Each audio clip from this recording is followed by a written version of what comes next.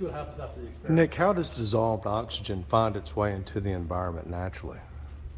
Well, naturally, it's twofold. One, it takes it from the air under a physics law called Henry's law, where the interchange between air and gases have to, in the air and the water have to balance out all the time. So the oxygen in the air goes into the water.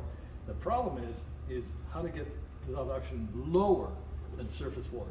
Like a fountain will increase dissolved oxygen, but that's very superficial.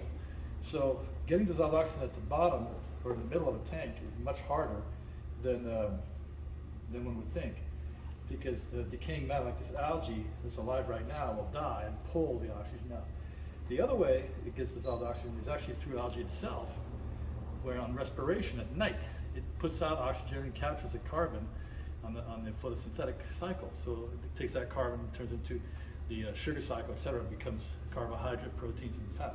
But meanwhile, so at night you get increased dissolved oxygen. And the chemicals that are in the algae itself, what do we do to that? When we denature, Yeah. well, basically what we're doing. Well, this type of algae specifically is what we're going to do is we're going to attack the nucleus, and we're going to try to destroy the nucleus of the algae. And that way, that's going to permit us to stop the cycle of growth of algae and denature it, basically killing it. In other words. So that's what we're going to So do. we're returning it to form as natural? No, No? the algae we're going to destroy would just be. But all the nitrates and everything that's in the... Oh, the nitrates and phosphates, the chemicals Yeah. that created the algae. Yeah. Now those have to be captured at source. When they're in the water, we'll get rid of those, but it's so diffused and diluted.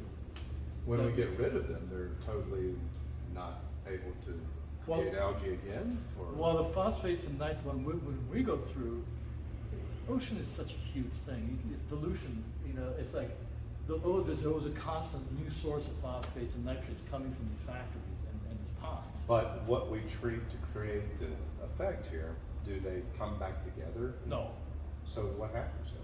Well, the algae becomes a carbohydrate. It sinks. I mean, It sinks. It becomes cellulosic sedimentary for... No, it's nothing. It's just gone. So we're taking out the bad and making it restored to a form of good. I guess, yeah. Yeah. Yeah. I mean, it's just gone. Yeah. So it's oxidized and gone. So whatever nitrates and phosphates were there to create the algae, effectively are destroyed. That in itself is remarkable. Yeah, it's a complete solution. This is the thing. This solution is a complete solution to this particular problem. I don't know why no one's thought about chlorination. They have, but with chlorination, usually you have to dump chlorine from an airplane, or in a pool you dump it from a bottle. Yeah.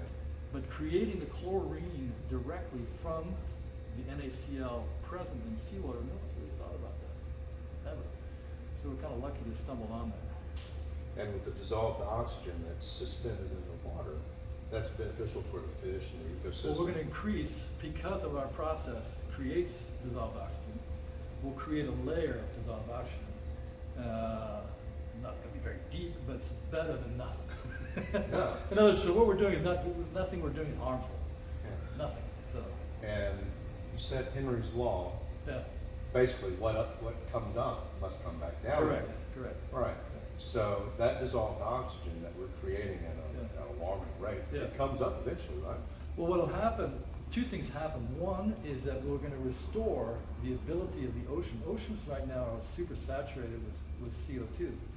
So by doing this process, we'll actually increase the ability of the ocean to convert CO2 through a process called reduction, to add, and that's on the cathode side of our process, to add hydrogen molecules to the CO2 to convert it to what's called formic acid. So we'll actually have, as part of this process, a mitigation or a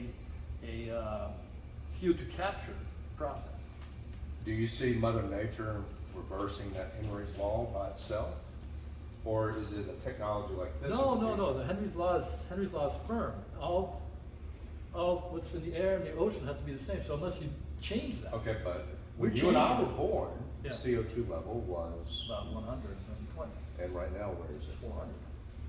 Is Mother Nature gonna fix that?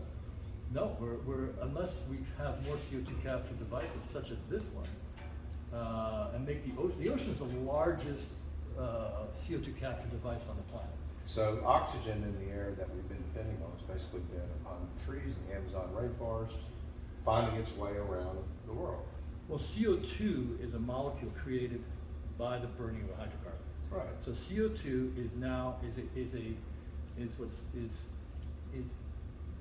an inorganic molecule. But to combat that, we've been depending upon nature in the form of forestry and. Well, because CO2 is captured by photosynthetic processes and converted. So artificially converting it is more efficient than waiting on nature. Well, the problem with nature is that if you have the Amazon as your capture vehicle, sooner or later you're going to cut that tree down, It's or dead. that tree is going to break or be burnt, and the CO2 gets released again. So this method of CO2 exchange is actually much more thorough because we actually take the CO2 and transform it, not capture it, we transform Right. it into a. So to make the world move forward, we need to be betting on technology like this versus trying to be the. No, we have to make the ocean, again, capable of CO2 capture. Right now, the oceans, what happens is when CO2 goes into the ocean, the pH drops, which has happened, because CO2 is an acid, so it drops the pH of the ocean, and therefore, the ocean can absorb more CO2. Right, and then this happens. This in happens, the large form.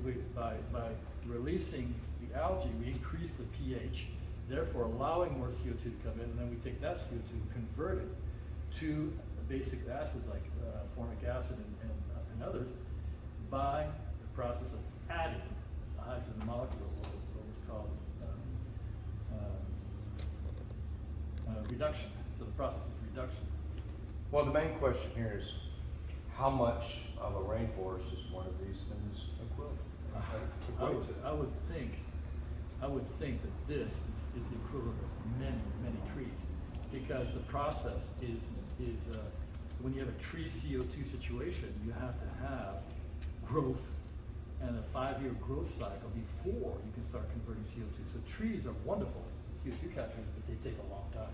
This is instantaneous. So we're on the order of magnitude of 10 times better than a tree, 100 times better than a tree. I don't even know. It's a blessing. It's for sure. it's all good.